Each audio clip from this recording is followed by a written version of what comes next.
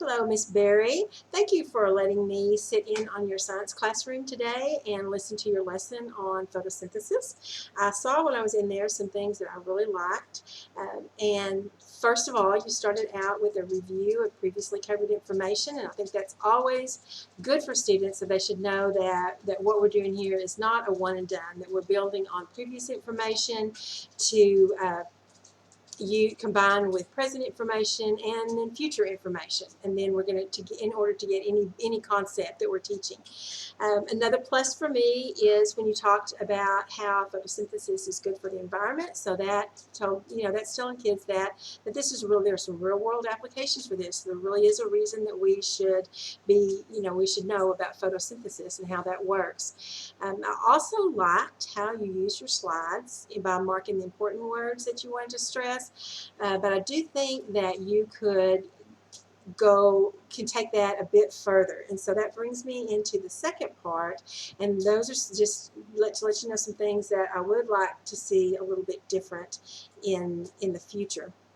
I'm very confident that you know your material, yet you stumbled a few times while you were given specific information like the chemical equations. It might help you to prepare a maybe more detailed outline. You may have an outline, but maybe one that's more detailed, so that you're not having to second guess yourself to see, well, is this right or is that not right?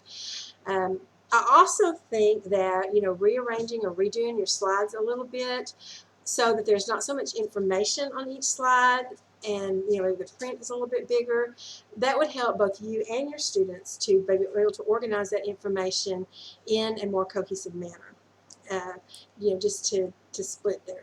All right, the big thing though that I want to see more of next time I visit with you is interaction with your students.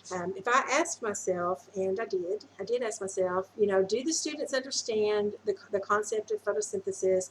Are they ready to move on in a year when maybe another science class, they talk about photosynthesis? Are they going to be able to remember this information, and have they grasped the concept? And I really can't answer that because I did not see where they were given any opportunity for practice. I did not see any interaction between you and the students. I know that we talked about a lab, which I love labs because hands-on is always something that always something that kids enjoy.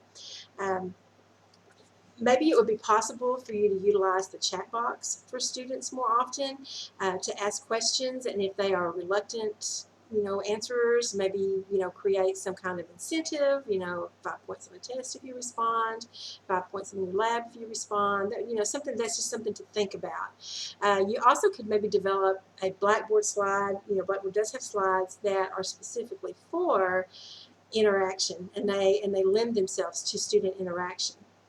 There are just a lot of things, and I want you to sit down uh, in the next few weeks and think about some ways that you could incorporate not only more student interaction in your lessons, but also explore some different ways that you can determine whether students are grasping that information. Some have put in some little sneaky summative assessments in there for students. I have some links that I can send you, and then I will do that later this afternoon, just on different technology applications that would help you to be able to create more interaction, more one-on-one, more summative, more assessment, ongoing assessments. And I will send those links to you so that you can kind of look and pick around and see what you would like.